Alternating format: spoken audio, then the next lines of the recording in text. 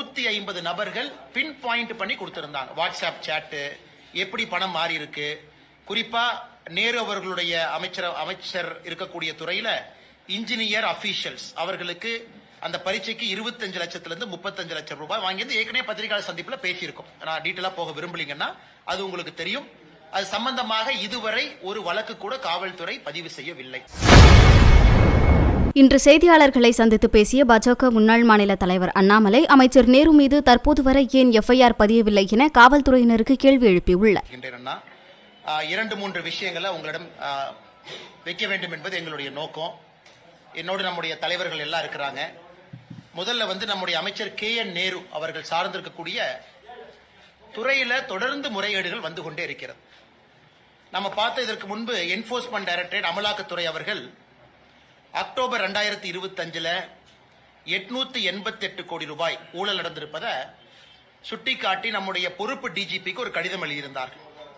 அமலாக்கத்துறையை பொறுத்தவரை அந்த கடிதத்தில் குறிப்பிட்ட 150 நபர்கள் பின் பாயிண்ட் பண்ணி கொடுத்திருந்தாங்க. வாட்ஸ்அப் சாட்டு, எப்படி பணம் மாறி இருக்கு, குறிப்பா நேரு அவர்களுடைய அமைச்சர் இருக்கக்கூடிய துறையில இன்ஜினியர் அபிஷியல்ஸ் அவர்களுக்கு அந்த பரீட்சைக்கு 25 லட்சத்திலிருந்து 35 லட்சம் ரூபாய் வாங்கியது ஏற்கனவே பத்திரிகையாளர் சந்திப்புல பேசியிருக்கோம். நான் டீட்டெயிலா போக விரும்பலீங்கன்னா அது உங்களுக்கு தெரியும். அது சம்பந்தமாக இதுவரை ஒரு வழக்கு கூட காவல்துறை பதிவு செய்யவில்லை. இது முதல். இரண்டாவது, மறுபடியும் நம்முடைய அமலாக்கத்துறை தமிழகத்தினுடைய பொறுப்பு டிஜிபி அவர்களுக்கு மறுபடியும் ஒரு கடிதம் எழுதியிருக்கிறாங்க. டிசம்பர் 3 கடிதம் எழுதியிருக்கிறாங்க. அதுல 258 பக்கம் அந்த கடிதம். இரண்டாவது முறை. இது திரு நேரு அவர்கள் சம்பந்தப்பட்ட முனிசிபல் அட்மினிஸ்ட்ரேஷன், வாட்டர் சப்ளை, நகராட்சி நிர்வாகத்துறையில குடிநீர் வழங்கல், அந்த துறையில 1020 கோடி ரூபாய் ஊழல் நடந்திருப்பதற்கான ப்ரூஃப் அட்டாச் பண்ணியிருக்கிறாங்க.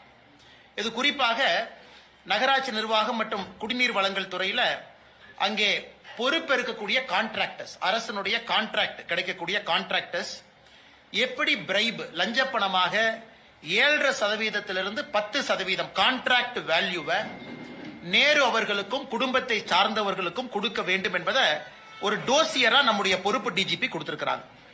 இதில் நீங்க நல்ல இந்த டோசியரை பாத்தீங்கன்னா, இது தமிழ்நாட்டில் மத்திய அரசு பணத்துல கட்டப்படக்கூடிய பப்ளிக் டாய்லெட், சானிடேஷன் சர்வீஸ், சுகாதாரத்துறை சம்பந்தப்பட்டது, நபார்டு வங்கியினுடைய பணத்தை வாங்கி நடக்கக்கூடிய ப்ராஜெக்ட், வாட்டர் ரெனோவேஷன் ஒர்க், அதாவது ஆறு ஏரி சம்பந்தப்பட்ட வேலைகள், சிவிக் கன்ஸ்ட்ரக்ஷன் ப்ராஜெக்ட். இதுல மத்திய அரசினுடைய பணமும் கூட மாநில அரசுக்கு அது நேரு அவர்களுடைய துறையின் மூலமாக இம்ப்ளிமெண்ட் ஆகக்கூடிய முனிசிபல் அட்மினிஸ்ட்ரேஷன், வாட்டர் சப்ளை, இதுல 1020 கோடி ரூபாய் ஊழலை கண்டுபிடித்து 258 பக்கம் டோசியராக பொறுப்பு டிஜிபி கொடுத்திருக்கிறாங்க. கொடுத்து கிட்டத்தட்ட இன்னைக்கு டிசம்பர் 3 உங்களுக்கு கிட்டத்தட்ட 12 நாள் ஆகுது.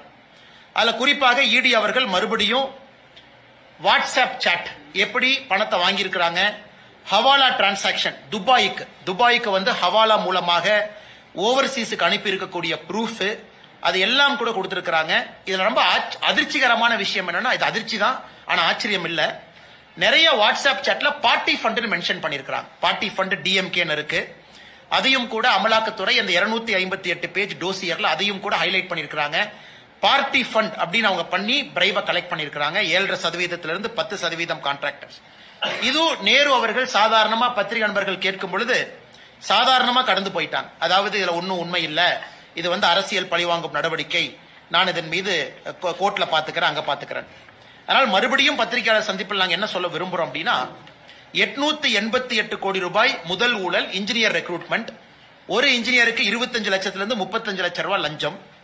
இரண்டாவது, நேரு அவர்கள் துறையில கான்ட்ராக்ட் பெறக்கூடிய ஒப்பந்தக்காரர்கள் 7.5% 10% லஞ்ச பணம், அந்த பணம் துபாய்க்கு போகுது ஹவாலால, அதை அமலாக்கத்துறை மென்ஷன் பண்ணியிருக்கிறாங்க. பார்ட்டி ஃபண்ட்னு மென்ஷன் பண்ணியிருக்கிறாங்க. அப்படி இருந்தும் கூட அடிப்படை எஃப்ஐஆர் இதுல இல்ல. ஏன்னா எஃப்ஐஆர் ஃபைல் பண்ணாதான் அமலாக்கத்துறையை பொறுத்தவரை அவர்கள் அடுத்த கட்ட நடவடிக்கை, மணி லாண்டரிங் எல்லாம் அவங்க ஆக்ஷன் எடுக்க முடியும்.